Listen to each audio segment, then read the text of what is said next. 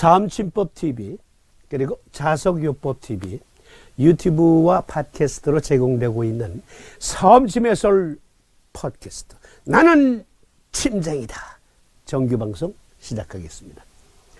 오늘은 특별한 주제를 가지고 왔습니다.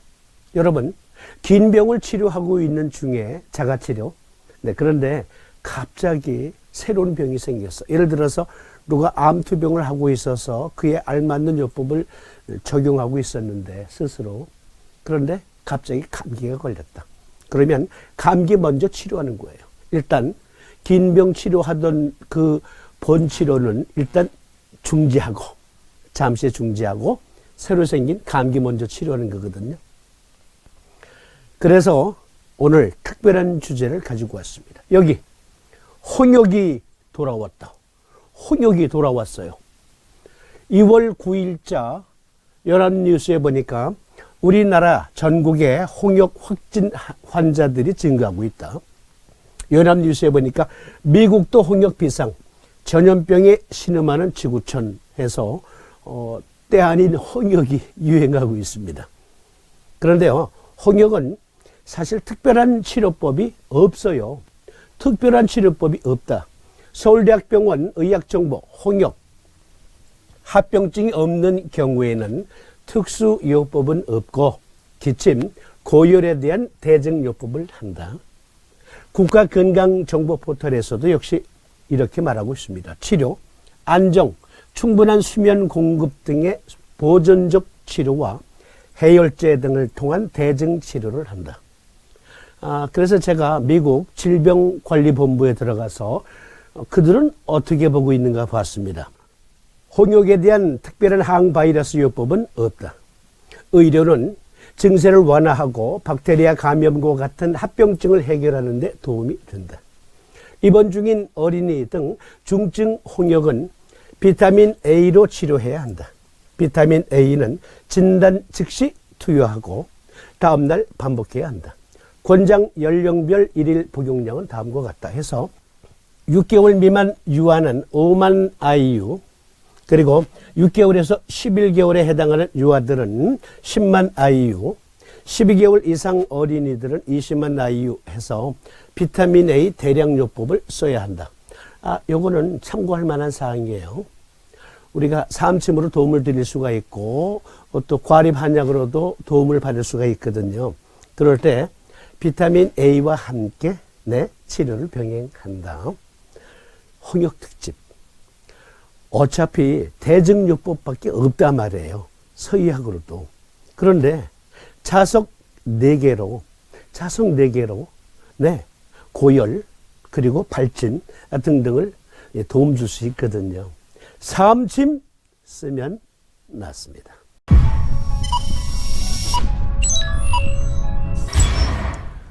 홍역의 동의학적 치료법을 함께 살펴보는데요. 과립한약 그리고 사암침요법.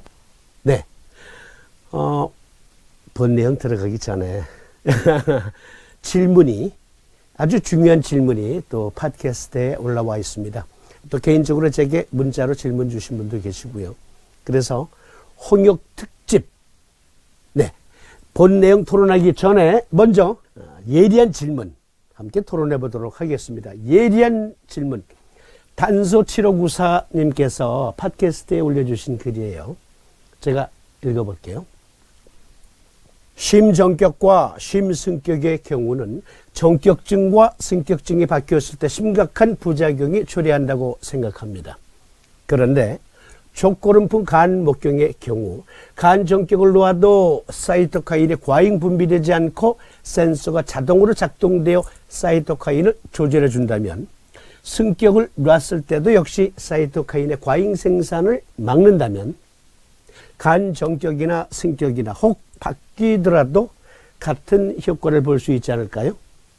저는 사이토카인 과잉 생산으로 간 경화나 폐 경화가 온다면 오히려 승격이 더 신속하게 사이토카인을 억제하는 효과가 있는 건 아닌가 하는 생각이 드네요.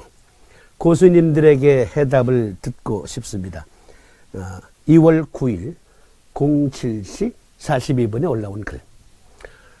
정말 예리한 글이 아닐 수 없습니다. 이런 글은 얼마든지 환영한다니까. 근데 정말 예리한 질문 아닙니까? 그렇죠? 함께 생각해 보십시다. 주신 질문은 따끈따끈한 질문이니까 이거 먼저 토론합니다. 네, 제가 자주 인용하는 칼럼, 민족의학신문에 기고된 고흥 한인사에 서로 다른 것을 본 것이 아니라 동일한 것을 본 것이다. 전문을 보시려면 구글 검색 서로 다른 것을 본 것이 아니라 동일한 것을 본 것이다 라고 쓰고 클릭. 그러면 전문이 다 나오는데요. 거기서 중요한 일부 내용만 우선 발췌해 봅니다. 읽어드릴게요. 우리 한의사가 기록하고 관찰한 질병은 서양 의사가 관찰하고 기록한 것과는 다른 질병일까? 우리 한의계는 지금까지 한의학은 서양 의학과 다르다는 것을 배웠고 항상 다른 점을 부각하려 했던 것 같다 하면서 아주 요긴한 내용이 들어있어요. 꼭 전문 다 보세요. 네. 먼저 이것을 상기시켜 드립니다. 단소님께. 자, 우리가 사암침으로 간 정격을 써서 또는 간 성격을 써서 도움을 드릴 수가 있어요. 그러니까 간경화 환자가 간 정격을 써야 할 때도 있고요. 간 승격을 써야 할 때도 있습니다.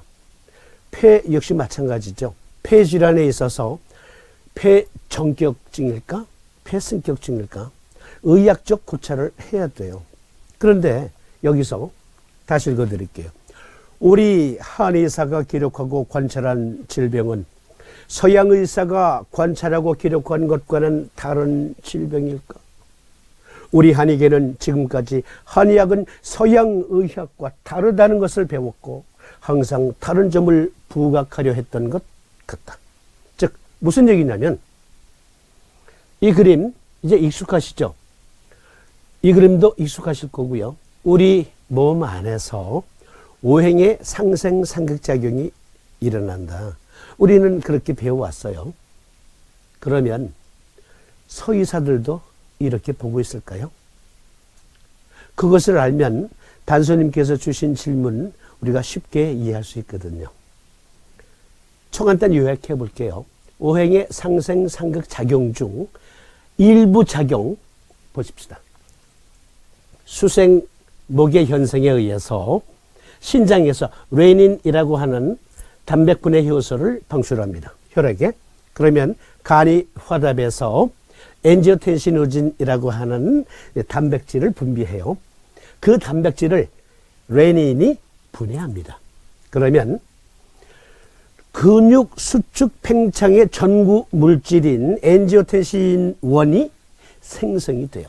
그러니까 간에서 엔지오텐시노진을 방출, 신장에서는 레닌이라고 하는 단백분의 효소로 그것을 분해합니다.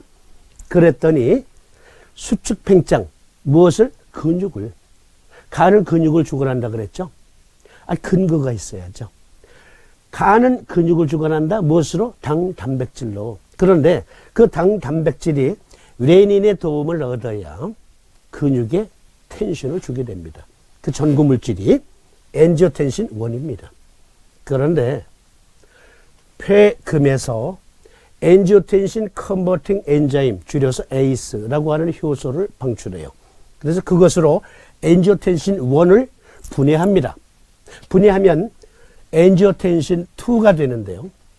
이때 이 ACE로 인해서 엔지오텐신 2로 변환을 시킴과 동시에 신장에서는, 신장 위에 얹혀져 있는 꽃갈콘 부신에서는 알도스테론 호르몬을 분비하죠.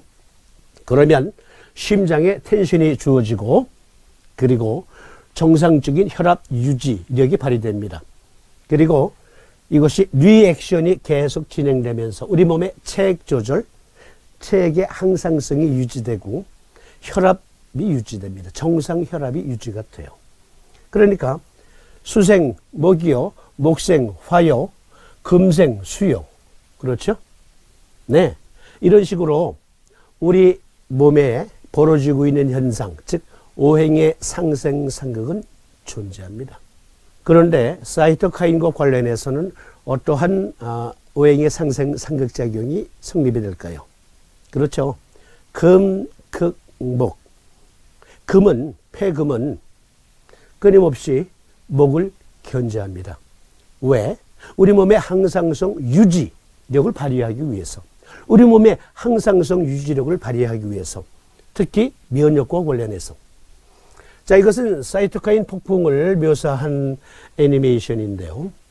사이토카인이 과잉으로 분비가 되면 폐, 간 등등만 데미지 있는 게 아니에요. 우리 몸의 수많은 장기들이 다 망가질 수 있어요. 어떤 때는 폐가, 어떤 때는 심장이, 어떤 때는 췌장이, 어떤 때는 신장이, 어떤 때는 우리 몸의 내분비 호르몬 계통에 영향을 미치기도 해요. 그런데 여기에 오행의 상생 상극작용이란 무엇일까요? 그렇습니다.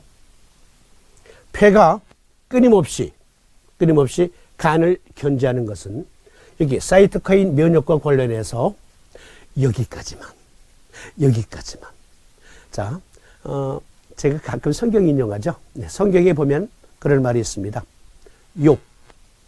욥기에 보면 욥을 바닷가로 안내합니다. 하나님이 그러면서 하시는 말씀.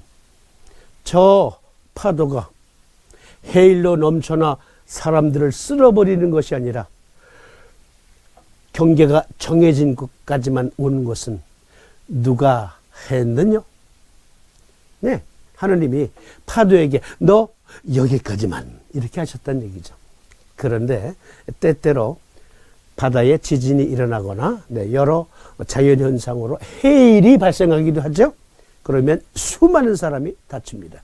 이것은 상도를 벗어난 것이죠.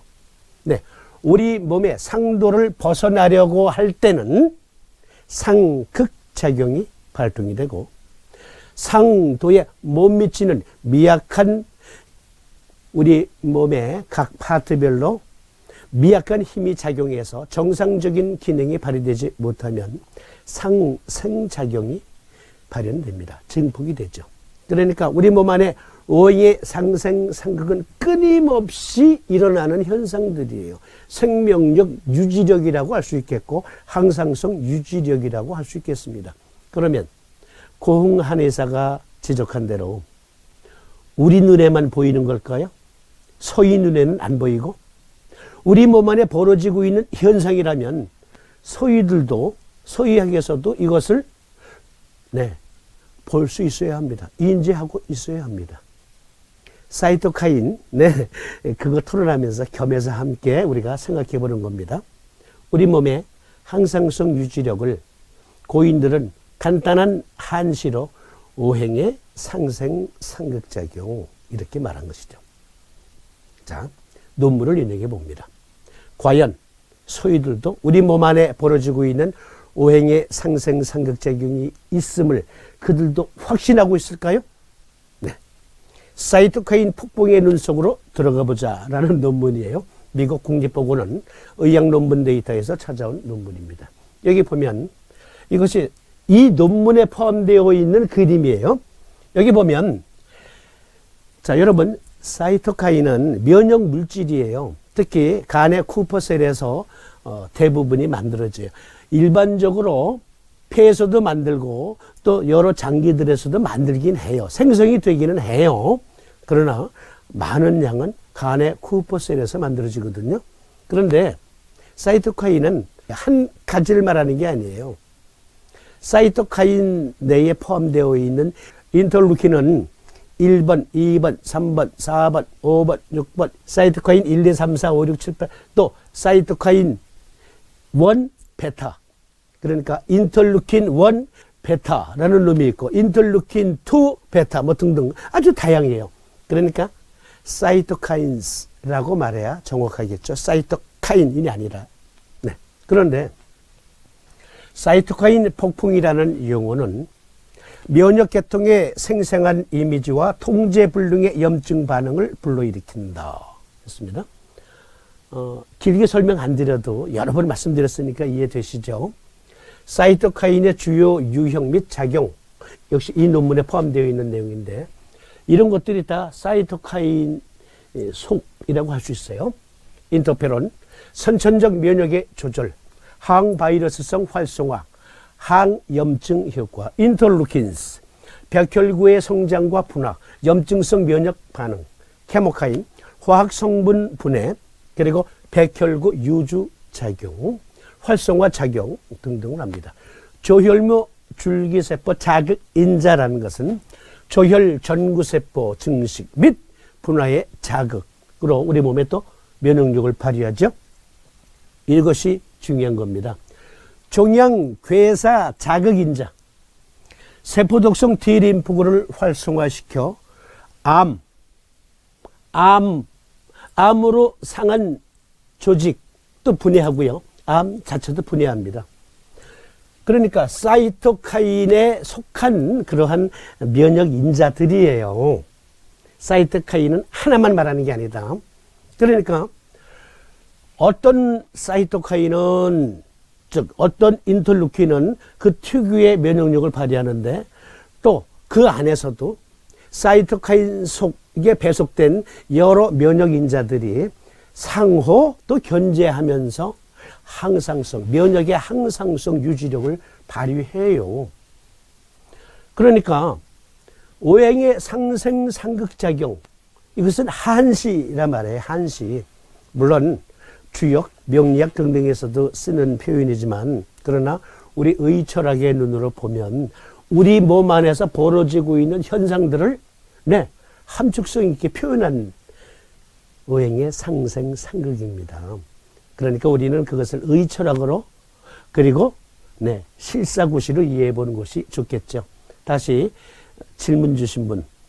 그런데 족구름풍 간목경의 경우 간 전격을 놓아도 사이토카인이 과잉 분비되지 않고 센서가 자동으로 작동되어 사이토카인을 조절해 준다면, 저는 사이토카인 과잉 생산으로 간 경화나 폐 섬유화가 온다면 오히려 승격이 더 신속하게 사이토카인을 억제하는 효과가 있는 건 아닌가 하는 생각이 드네요. 자, 맞습니다. 우선 결론부터 말씀드리면요. 삼침자요법 2권에 아주 상세히 표현되어 있어요. 삼침자요법 1권, 2권 중에 2권은 의경편이잖아요. 거기에 비정격증과 간정격증의 간경화, 그리고 비정격과 간승격을 함께 써야 되는 간경화 또는 간암 등등이 자세히 설명되어 있습니다. 그러니까 우리 몸 안에 일어나는 현상을 우리는 잘 파악할 줄 알아야 돼요. 그래야 우리 자신에게 어떠한 난치병이 생겼을 때 스스로 자가 치료할 수 있죠. 일단 단소님 말씀이 맞아요. 간 정격증이 있고 간 승격증이 있습니다. 그러나 그것을 우리가 확인 사살하기 위해서 구체적으로 살펴보는 거예요. 여기 보면 논문에 폐에서 염증 반응의 강도는 염증성 사이토카인과 수용성 수용체 또는 억제제 사이의 균형을 반영하는 것으로 이 염증성 사이토카인의 활동을 억제한다. 보니까 사이토카인 자체 내에도요, 여러 유형이 있다 그랬잖아요. 사이토카인 속이라고 표현해야 된다 그랬잖아요. 그러니까 사이토카인스 중에서도요, 서로 균형, 조절력이 발휘되고 있다. 그러니까 이 안에서도 오행의 상생, 상극작용이 일어나요. 이런 것을 살펴보는 것은 참으로 가치 있는 일이 아닐 수 없습니다. 계속 보실까요? 다른 논문을 또 참조합니다. 사이토카인 생물학에서 가용성 수용체의 역할이라는 논문. 거기에 인터루킨 6R 그리고 인터루킨 6 복합제 작동성이라는 좀 어려운 주제를 가지고 있습니다. 그러나 내용은 쉬워요. 사이토카인은 일반 항상성의 조절과 질병 중 면역 반응을 조율하는 데 있어 점점 더 많은 역할을 수행하는 것이 밝혀지고 있습니다. 사이토카인 네트워크의 조절이, 잘 들어보세요. 단소님 특히 잘 보세요. 사이토카인 네트워크의 조절이 엄격하게 규제되도록 하기 위해 인체는 이러한 목적으로 설계된 일련의 시스템을 가지고 있습니다. 자, 이들이 표현만 다르지 오행의 상생상극작용이 각 장기 또는 면역 시스템 내에서도 상생상극의 작용이 있음을 이들도 알고 있어요. 보았던 것입니다. 놀랍지 않습니까? 진리는 동서가 다르지 않거든요. 수용성 사이토카인 수용체는 사이토카인 네트워크의 중요한 규제 기관으로 질병 중 사이토카인 활동 통제뿐만 아니라 정상적인 항상성 조절에도 기여한다. 자, 여기에 단수님께서 주신 질문. 저는 사이토카인 과잉 생산으로 간 경화나 폐 경화가 온다면 오히려 성격이 더 신속하게 사이토카인을 억제하는 효과가 있는 건 아닌가 하는 생각이 드네요. 그렇습니다. 맞습니다. 그러니까 사이토카인 네트워크 중에서도 상생상극의 작용이 있단 말이에요. 그런데 그 조절력이 깨졌어요. 조절력 자체가. 그러면 그 조절력 자체를 회복시키기 위해서는 간 정격을 써야 될 증이 있고요. 그리고 간 성격을 써야 될 증도 있는 겁니다. 그런데 사이토카인이 너무 과잉으로 폭풍되는데 간에서 조절력을 잃었어요. 그렇다면 우리가 간 정격을 생각해 볼 수 있는데, 그런데 간에서 그것을 너무 과잉으로 생산하고 있다. 너무 과잉으로. 스스로가 조절이 안 돼. 그리고 사이토카인 네트워크 내에서도 혼란이 일어나서 그 조절이 안 돼. 그래서 폐도 간도 섬유화돼 가고 있어요. 중증으로. 그러면 간 성격을 씁니다. 그러니까 증을 보시고 쓰시는 거예요. 판단. 그래서 우리가 의학 공부를 해야 되는 거예요. 지금 이 환자의 증이 간 정격을 써야 될 정도로 사이토카인 조절력을 잃은 상태인가? 아니면 지금 사이토카인 생산 조절력, 그리고 네트워크 활동의 조절력을 완전히 상실해서 무방비 상태로 사이토카인 폭풍이 일어나고 있다? 그렇다면 간을 쳐줘야죠. 그렇다면 간 성격입니다. 그러니까 증을 보고 우리가 판단하는 거죠. 단서님의 말씀은 그렇습니다. correct. 옳습니다. 간 정격을 써야 될 증이 있고요. 간 성격을 써야 될 증이 있어요. 그것을 어떻게 판단하느냐? 그 판단력을 갖추기 위해서 우리가 이렇게 방송 토론을 하는 겁니다. 방송을 제공하고 있고 여러분들에게 수시로 서의학의 논문, 동의학의 논문 등등을 다 빌려다가 함께 판단력을 공유하고자 하는 겁니다. 그러니까 공부해야 된다.